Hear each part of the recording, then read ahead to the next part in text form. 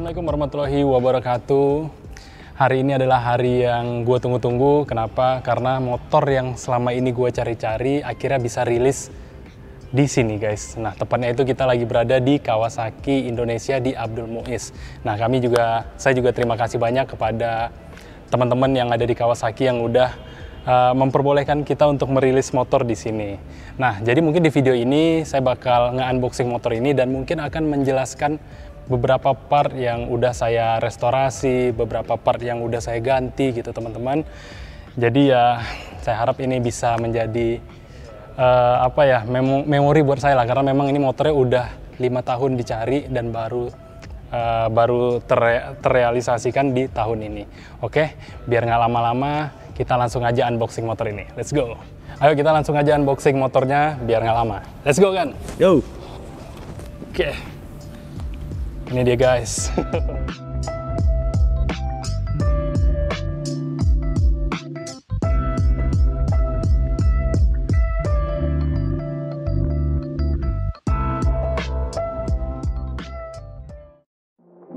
Nah, ini dia motor yang selama ini saya cari, guys. Kurang lebih tuh dari tahun 2018 saya tuh udah nyari motor ini, guys. Dan udah banyak nanya-nanya juga ke teman-teman, terutama ke suhunya Moge Jadul ya. Itu ada Mas Gani. Nah, jadi sini motor yang ada di depan kalian ini adalah ZXR 750 G1 atau J1 ya, tahun 91. Nah, motor ini tuh memang benar-benar legend banget, karena kenapa? Dulu sempat dibawa di WSBK tahun segitunya.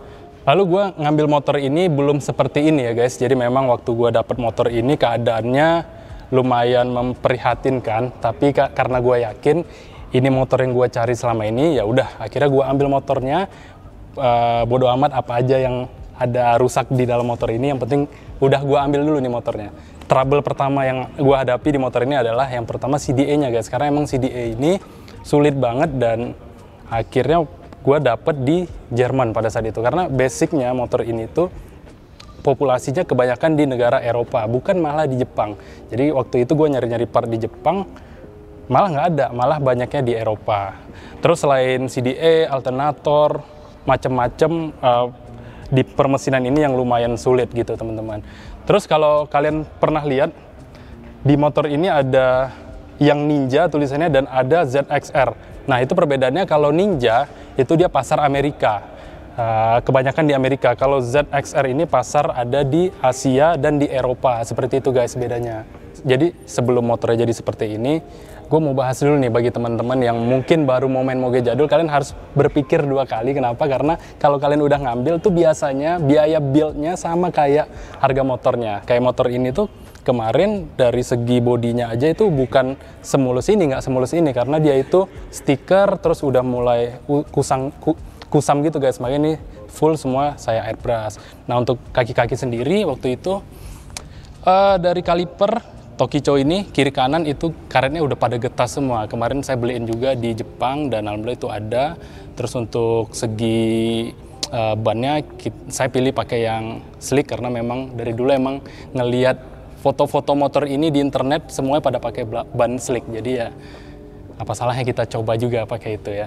Nah, untuk shock kemarin juga aman, nggak ada masalah.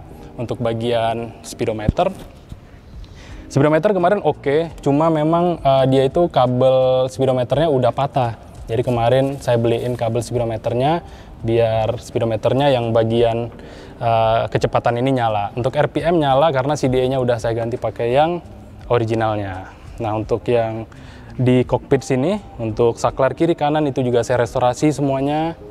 Sampai dengan ini, air ramnya ini atau air scoopnya ini juga diperbarui, karena waktu itu ini kalau nggak salah dicat warna hitam gitu, jadi jelek banget.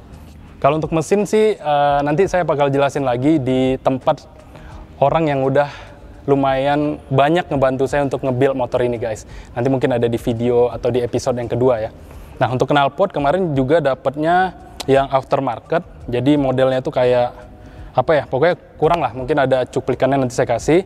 Dan kemarin kebetulan dibantu Bang Tius juga. Dibantu Bang Tius untuk dapetin knalpot Muzi ini di Singapura. Nah, ini Muzi asli titanium gitu. Untuk ban belakangnya sama juga, saya pilih pakai yang slick 190/60 jadi biar lebih padat. Sebenarnya ini harusnya 185/5, cuma kemarin ada gap lumayan di sini, jadi saya rubah pakai yang 190/60, jadi dia lebih tinggi dan lebih lebar gitu. Dan yang paling unik adalah di motor tahun 90-an ini adalah ini nih guys, ini yang mempermanis.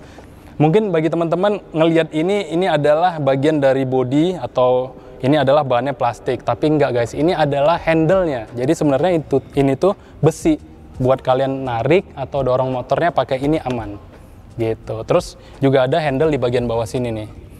Nah ini juga susah, ini datangannya belakangan nih kemarin nih. Part yang paling terakhir datang kabel speedometer dan ini nih. Oh iya, satu lagi untuk kunci kemarin juga dapat di Jepang. Jadi kuncinya itu pakai kunci original, cuma yang ini masih pakai yang aftermarket karena kemarin belum sempet. Jadi nanti saya liatin kuncinya seperti itu. Nah ini untuk mata kucingnya juga saya dapat yang baru. Ini dapatnya juga di Jepang kebetulan, dan di dalam mata kucing ini ada ini nih, ada lampu plat nomor dan semuanya komplit dan nyala seperti itu teman-teman. Nah untuk di bagian belakang ini rantainya juga udah kita ganti pakai DID ya sebutannya atau apalah gitu. Udah pakai rantai yang aftermarket. Kenapa? Karena yang baru itu udah nggak ada lagi. Karena yang original itu udah nggak ada lagi yang dijual barunya guys. Jadi kita ganti pakai yang lebih kecil dan lebih ringan. Nah ini direkomendasikan juga oleh bengkel saya. Jadi kita ganti pakai yang ini, lebih rapi, lebih cakep tampilannya. Nah untuk stiker-stiker yang seperti ini teman-teman, ini kemarin saya bikin. Jadi saya contoh dari internet dan saya bikin sesuai dengan ukuran yang di spakbor sama yang ada di cover rantai ini guys. Semuanya dari mulai tangki, terus yang di speedometer itu stikernya kita bikin sendiri biar menyerupai orinya, dan sepertinya sih udah 95% menyerupai orinya. Nah yang bikin motor ini menurut saya kurang pas atau kurang 100% itu ada di sini nih guys. Jadi di cover apa ya namanya ini ya, kalau di Indonesia namanya undercount gitu. Jadi ada cover di sini. Yang ini nyarinya susah banget. Ada cuma bekas, dan itu bekas riskan banget ketahan di cukai guys. Jadi memang kita harus nyari pelan-pelan, atau enggak mungkin nanti saya bikin di sini nih. Fotonya kayak gini tampilannya. Gitu. Mungkin teman-teman kalau ada yang tinggal di Eropa atau di Jepang dan ada yang tahu ngejual ini di mana, boleh dong komen di bawah biar motor ini jadi perfect gitu. Terus untuk windshield saya pakai yang mereknya MRE karena yang originalnya tetap nggak ada lagi guys, adapun dia baret-baret, dan kebetulan ini dibantu juga sama teman kita di Jepang untuk membeli barang ini. Cuma di sini kalau yang aftermarket dia agak cembung dikit guys, kalau yang orinya dia kayak ngikutin dari kedoknya ini untuk windshieldnya, jadi pakai merek MRE. Terus untuk ini, untuk hand grip, kebetulan ini dapat juga dari Jepang. Ini udah saya ganti pakai yang originalnya. Kemarin ini pakai yang aftermarket, udah diganti. Terus daleman kopling, daleman master rem itu juga diganti kemarin. Piston remnya, piston koplingnya, tabung remnya sama tabung koplingnya juga diganti dengan yang baru. Nah untuk tutup tangki bensin ini juga kemarin kalau nggak salah owner yang sebelumnya pakai tutup tangki Ninja RR guys. Jadi dia itu yang hitamnya tapi yang chrome-nya ini pakai yang lama, yang hitamnya pakai Ninja RR sepertinya. Nah jadi ini saya beliin juga yang baru full set, jadi diganti full set jadi seperti baru lagi. Untuk jok juga begitu, jok kita cover ulang lagi karena kemarin saya ngelihat kalau jok yang bawaan original itu dia ada pengikatnya seperti ini teman-teman. Tuh, pengikat untuk nyelipin dokumen atau apalah ini ya. Jadi udah di retrim ulang semirip mungkin dengan yang originalnya. Nah satu lagi tuh guys, untuk di permesinan itu ada alternator namanya di sebelah sini. Nah ada di sebelah sini guys, ini alternator waktu itu saya dapat udah gosong semua. Jadi alternator itu seperti kerjanya itu mungkin seperti kiprok ya, kalau saya nggak salah seperti kiprok. Jadi kalau ZX ini udah nggak pakai kiprok, jadi pakai alternator seperti mobil seperti itu. Terus untuk standar ini juga masih ada sensornya nih guys. Kalau kalian standarnya seperti ini, gigi masuk mesinnya bakal mati kayak gitu. Udah benar-benar dirapiin sedemikian rupa.